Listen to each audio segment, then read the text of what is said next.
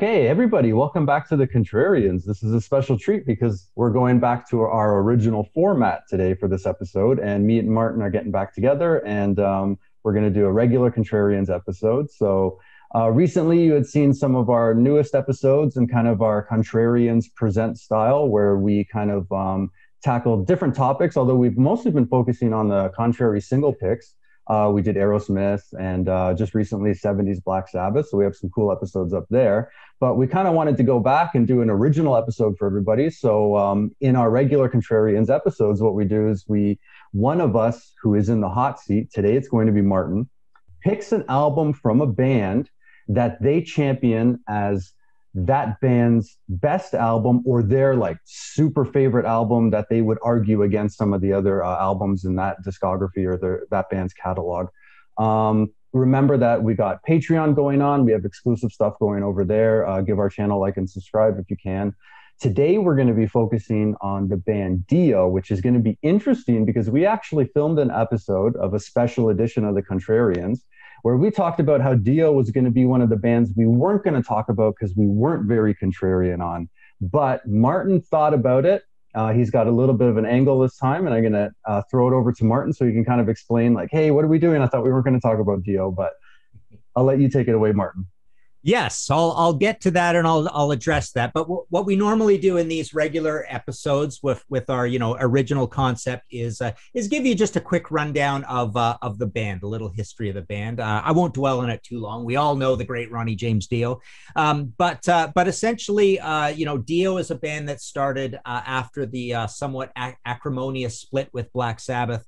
He already had kind of a solo deal waiting in the wings after they did Heaven and Hell and Mob Rules, and then they had the live album, Live Evil. And then he put together a band. They came out with the amazing Holy Diver album. It was an instant success. Everybody loved it. The band was on a great trajectory, Last in Line, Sacred Heart, Into Dream Evil. The wheels kind of fell off at one point. I mean, the whole band changed in the 90s. The albums were not that well received. His label deals are kind of getting a little worse. And essentially, Dio never kind of recovered where they were in terms of the success of the band ever again. And part of that, granted, is that Ronnie had a great run again with Black Sabbath at Dehumanizer. Maybe not a great run at that point, but eventually later on with the renamed band Heaven and Hell, they did a lot of shows. They made a full, very long record and a live record with some extra tracks and all that. So there were a lot of places and spaces where Ronnie was busy with his ex-Black Sabbath mates. But they really only made, what is this? 1, 2, 3, 4, 5, 6, 7, 8, 9, 10 albums, a tidy 10 studio albums and some live stuff in between. At the end, they had Magica in 2000, Killing the Dragon 2002, Master of the Moon in 2004. And I famously am on record as a guy who does not like slow Dio. Ronnie got into kind of making a lot of slow songs across his later albums, starting really with Lock Up the Wolves. I mean, I guess more than the back half have a lot of slow songs on them. I particularly liked Killing the Dragon, which I thought was a little more up-tempo and back to his old sound. But yeah, just a thing that Ronnie had, and that happened in Dehumanizer and with the Heaven and Hell band as well. There was a lot of kind of slow material. So yeah, this was a pretty big and super well-respected band at the beginning, and it just kind of slowly went downhill from there. So yeah, to address this idea of we included Dio on one of our I think we did 2 episodes, right, Marco, of bands you're not going to see on the Contrarians. Always in the back of my mind, it was kind of bothering me to pick Dio for that because it was on wobbly ground. I'm on record at Wikipedia, even somebody somewhere, I don't know how Wikipedia works exactly, but you'll see my ratings from the Collector's Guide to Heavy Metal all through all of Wikipedia. And for Dio, I gave Holy Diver a 10. I gave The Last in Line a 10. And I gave the album I'm going to pick today as my favorite Dio album because times change. And I've been playing it, and I absolutely believe this to death. I love this album, a lot. I gave it a 9 in Wikipedia. It is this one, Dream Evil. So there you go. Dream Evil, I am picking as the greatest Dio album of all time. I really wanted to talk about this record because it's always absolutely floored me and amazed me how it's a little bit forgotten. Well, it's a lot forgotten in the Dio catalog, and I have no idea why. Sacred Heart, there seems to be a pretty good consensus out there that it was a bit of a stinker. It wasn't, the recording isn't very good. It's a little kind of more commercial. He had dropped down to gold on that record, but when it comes to Dream Evil, they sold like 52,000 copies of Dream Evil. This thing is like a a tenfold drop in sales, which is just bizarre to me. I really think some of the problems with Dream Evil were that the single choices on it, Marco was talking about how we've been doing these single shows. We should do one on Dio, actually. That'd be kind of cool. But the single choices from this record, where do I have them here? Looks like I can put them down here. I Could Have Been a Dreamer, All the Fools, right. All the Way. Exactly. Okay, so both of those are kind of at the slower, dour end of the songs on this album. Although All the Fools Sail Away, as you can see on the inner sleeve of the original vinyl, just like the old famous Stairway to Heaven in Led Zeppelin 4, he's printed one lyric on the inner sleeve. On the back, it's credits and a picture of the band there. So he obviously loved this song, and it is a great lyric, but it is essentially a little slower, and it actually almost has a power ballady chorus to it. In fact, the rest of it is certainly not that. But I thought very, very odd single choices for this, and that might have had something to do with it. Now, what's the big deal with this album? What's the big change? The big change is that Vivian Campbell is replaced by Craig Goldie, and also Claude Schnell is made an official. Where's that again? He's made an official member of the band. So you actually have a 5-piece Dio band at this point. But just to go through this record, first of all, Craig Goldie does an amazing job on this album. I think he's almost like a combination of Tony Iommi and Viv Campbell in that he's a little more rhythmic, and he's just a few less notes than Viv, but just as lyrical and songful and musical when he comes to his solos. And the riffs he writes on this album are amazing. They're just great throughout. Every song on this album, pretty much exactly every song. I think there's one with Vinny getting in on a short credit, but pretty much every song in this record is a group credit or a Ronnie with a Craig credit. So Craig really has a lot to do with this. Craig and Claude both came from Rough Cut, who Wendy was managing as well at the time. But yeah, so that's the umbrella side of it. Actually, also on the personnel side of it, crucially, Vinny Appice is still with the band at this point, and he does also an incredible job on this album. And it's almost like in tandem, he does what Craig does in terms of being a little more economic, but really having kind of that same sort of great, Dio signature sound that was established by Vivian. He's kind of doing the same thing in tandem with Craig in that he's kind of simplified his sound a tiny bit, but he's still putting in those absolutely memorable fills.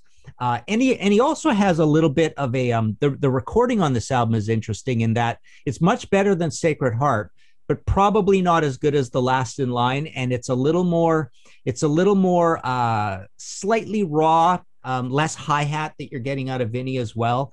But yeah, just a really cool, brutal sounding, heavy album. And I've never understood why this record is not more beloved out there in the Dio camp, and obviously why it didn't sell so well. But just to go through it, actually, I wanted to show you this first, which is really cool. This is a Dream Evil tour program, and it's one of the nicest tour programs I've ever seen. The outside has like the textured stock, and then inside it's like full color throughout with gold printing, a lot of text, a lot of pictures, just a beautiful tour program they put together for this. So obviously there was still some money being put into the band. I mean, Sacred Heart was a big tour. It went gold. the band was still a going concern. It's 1987. They're not being like kicked aside by any trends or anything like that. This is when a record like this should have done absolutely great. But just to go through it quickly, Night People, an amazing fast song with that great stabbing Claude Schnell thing to start it off. Ronnie was a guy who didn't like keyboards very much, but he found an awesome way to integrate Claude into this record. He's used sparingly, but every time that he's used, it's really quite memorable. It's not just keyboard washes and stuff. You're not really hearing that. You're hearing some really neat solos out of him and some really dramatic parts. So he's really well integrated into the band. Dream Evil is like a mid-tempo one. Also just very meat and potatoes, like some of the classics on the first couple albums. Sunset Superman, swear to God, I mean, this might be the greatest Dio song of all time. It's got an odd title, so I think people forget it, but it is so amazing in terms of like the power and passion they get out of that song. And it's an up-tempo song with that whole "the night has 1,000 eyes and the night tells 1,000 lies." It's like a magic Dio moment when they break into that thing, and just listening to how Vinny works the groove on that. All the Fool Sails Away, we've talked about a little bit. It's a little bit Zeppelin-y. At one point with Claude, he does a really cool, almost like Tony Carey, Rainbow, Led Zeppelin-y solo in it. But heavy song, there's not a single song on this that is a straight ballad or even close to any kind of a ballad. Everything is nice heavy deal. Naked in the Rain is a little bit like Holy Diver, kind of really cool chords and cool keyboards in that one as well. Overlove is another fast one. So we've got two fast songs on this and a really, really cool tune. Starts off with that little bluesy lick and then it just explodes. I Could Have Been a Dreamer is probably the one that's a little bit, and again, it was a single, right? But I think it's a little bit too Sacred Heart on that one. And Faces in the Window, again, another fast one, and truly one of my favorite Dio songs of all time. I mean, you think of this late in the sequence, side 2, track 4, and Sunset Superman, and just that alone should have vaulted this album like way up in terms of like the deep fans' appreciation. And then you close with When a Woman Cries, which has one of the great choruses on the album. It's funky, it's got a cool riff, cool keyboards in it as well. There's just really, in terms of weak spots on this album, I mean, it's maybe half a song in I Could Have Been a Dreamer and half a song in, I think I would say, the verse of Dream Evil itself. Literally, you've got one complete song built of two halves that is not awesome Dio on this. And for that reason, when I went back to Holy Diver and the album that I often consider, I've often said, over the years, is my favorite Dio album, The Last in Line, which I really do like a lot. Last in Line is really cool too. But, this has Evil Eyes has got some crappy stuff on it. Mystery is not that great a song. Breathless is not that great a song. Egypt, The Chains Are On is kind of slow. So you start picking apart this album and the debut, which I think when I play all of these albums back to back, it feels a little almost too raw, and there's not enough layers going on in that. So that's got kind of an overall thing that I notch it back to a 9 on, I would say now. Yeah, I mean, officially, man, Marco, I'm serious. If I was to actually literally redo my grades on these albums, I would go 9, 9, 7, 10. So I would go 10 for Dream Evil after really like picking it apart and looking at it. So yeah, this has been just a great episode to work on, just because I feel so strongly about this. Who have I not mentioned in personnel? Jimmy Bain is still part of the band, so he's in there writing as well. He's a great writer. So this is still classic lineup.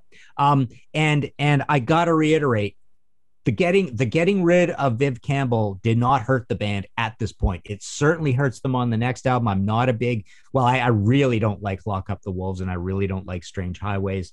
There are problems later on, and to Craig Goldie's discredit, I would say when he comes back later on, he doesn't do that great a job. So right here, he does an amazing job, and this is a great album. So boy, I went on for a while. Marco, tell me how I'm wrong.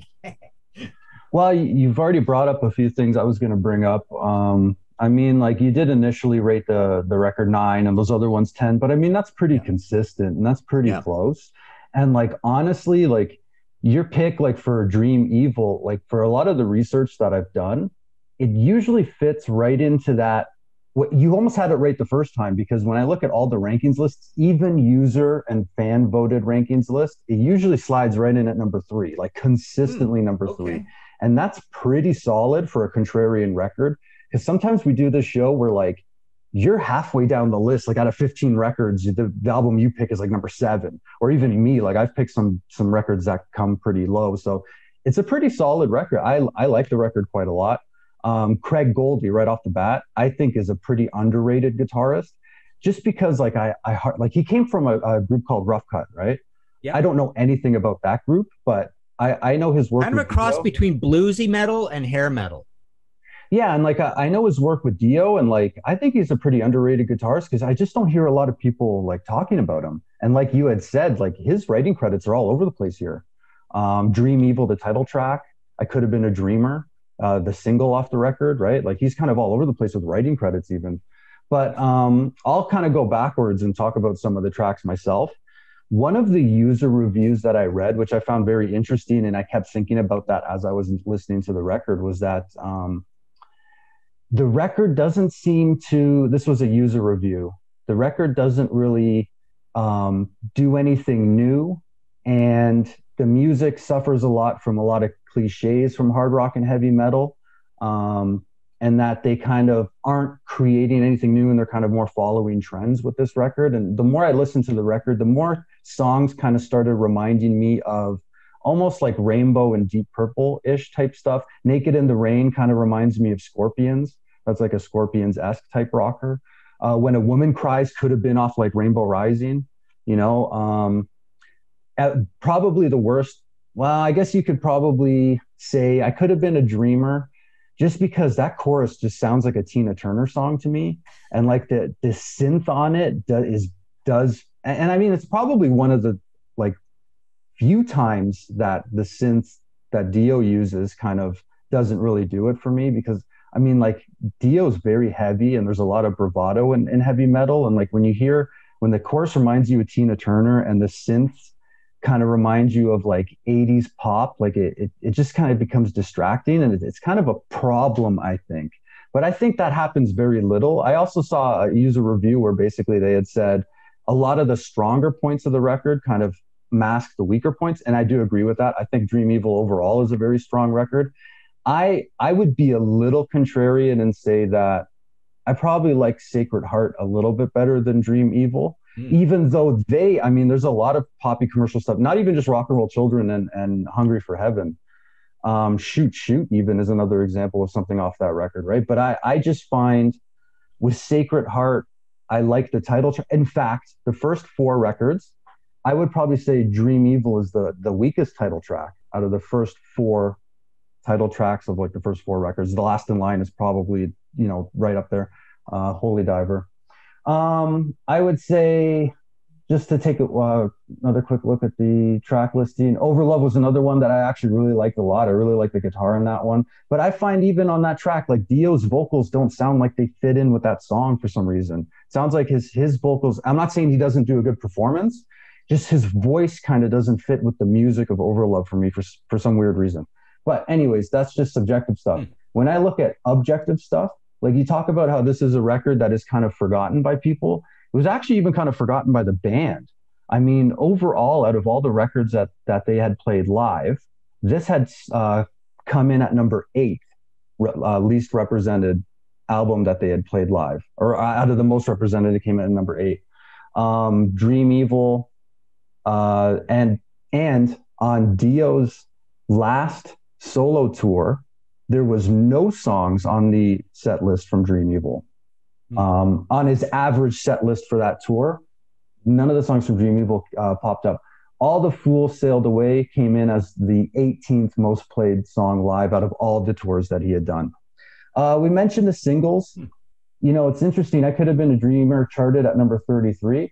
Holy Diver, Last in Line, and Sacred Heart all had singles that charted higher. Rainbow in the Dark charted at number 14. Last in Line charted at number 10. All the Fools Sailed Away didn't even chart.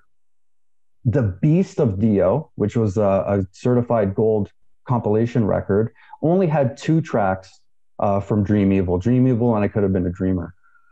For album sales, I mean, you had mentioned it already. I mean, this was the first record not to be certified. Sacred Heart was gold. The first two were platinum. It also charted the third lowest out of the first four records. Interestingly, this is weird. I don't know how this happened. Holy Diver actually charted the lowest out of the first four, even though it was certified platinum at some point. I don't know how that works, but best ever albums ranked this one at number 4. Ultimate Classic Rock ranked it at number 4. It mentioned some resentment towards Vivian Campbell leaving the group. It said Holy Diver's title track and tunes like Stand Up and Shout, Don't Talk to Strangers, Rainbow in the Dark would become the backbone of Dio's concerts for years to come, and listed Holy Diver at number 1. Ranker, which was a fan ranked list, had Dream Evil at number 3. Louder Sound actually had listed Dio's entire career. So they included Black Sabbath, Rainbow, and stuff like that. And when they did that, Dream Evil came in at number 11. And they said that it didn't stand up to the band's first 3 records. So they're talking about Holy Diver, The Last in Line, and Sacred Heart. And then Return to Rock had Dream Evil at number 3. Very consistently in all of those rankings lists, Holy Diver and The Last in Line came at number 1 and 2. I like Sacred Heart. I like King of Rock and Roll. I like the song Sacred Heart. I don't mind the commercially stuff on that one. The Last in Line is great. Probably one of the best opening tracks, We Rock. Then The Last in Line itself is amazing. But when you look at track listing song for song, and I just quickly want to mention this because this came up a lot in the comments of our special episode. Strange Highways gets a lot of love from a lot of fans. In fact, what we did when we talked about bands we can't do because we're not contrarian on them, a lot of people said Strange Highways was their contrarian favorite record for Dio. But just quickly, I'll throw it back to you, but just quickly, when I go back and listen to at least the early Dio records back to back, it's funny, I go back and I listen to Holy Diver and kind of I start remembering yeah, this album is amazing. And it probably is, when you go back and listen to it, it probably is the heaviest out of the first 4 in a lot of ways. And there's some really cool stuff because, of course, you think about Holy Diver, Rainbow in the Dark. Those are the big songs on there. Don't Talk to Strangers is amazing. There's a lot of really cool stuff on that first record that it's funny. You talk about people forgetting about Dream Evil. I forget about how amazing that first record is when I go back and listen to them all. You are contrarian, but it's a pretty solid record. I kind of gave all the points. Other than that, I mean, I'm a big fan of Dio, so I actually like Dream Evil quite a bit. I like Craig Goldie. I like some of the stuff that you had mentioned. There's a couple of weak spots on Dream Evil. I find Holy Diver to be the most solid, and all the statistics back that up. Yeah. One thought that came to mind is this record reminds me of the same reception that Ozzy's No Rest for the Wicked gets. You've got the Ultimate Sin 86, the notorious Turbo of theirs, right? It's considered the most hair metal-y, although the production is atrocious on it. But people don't give enough love to No Rest for the Wicked. I don't hear it talked about much, and then I also hear people disparage it. But I think it's a really heavy record, and it's one of my favorites. I love it to death, and to me it feels a little bit like that thing in, I think it's 88, and this thing in 87. For some reason, maybe the album's the bloom of the cycle of excitement for a band maybe shifts and wanes, and at that point there was just a weird, I don't know, was it because Guns N' Roses was coming out and things were subtly shifting? Because not really. I guess if we were to say anything, it's the absolute height of hair metal. So maybe these things that are a little bit more traditional metal, Ozzy and Dio at the same time, are going to suffer a little bit. I know AC/DC certainly suffered with Blow Up Your Video.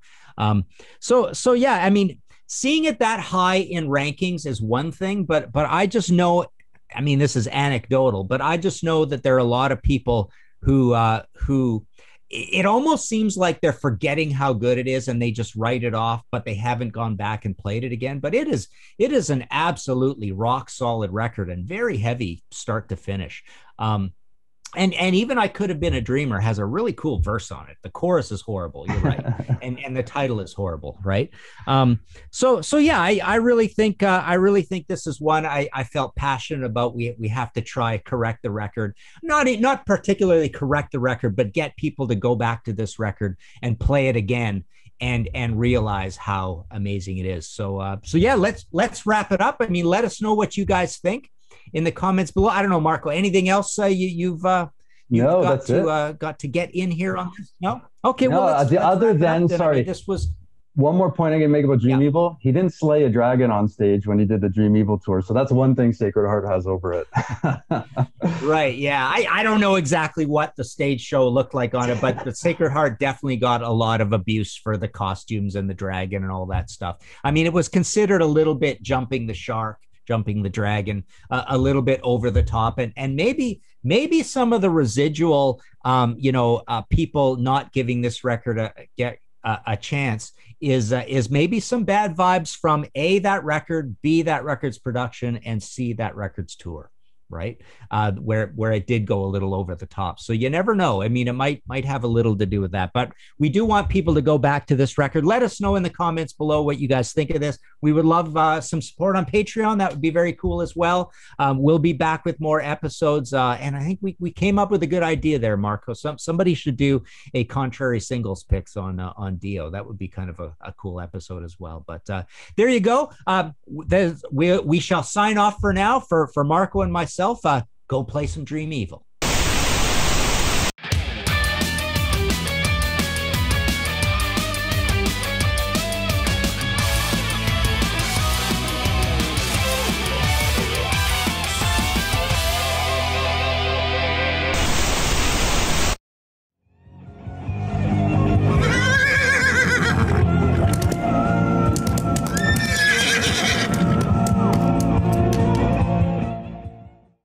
That's it, dude.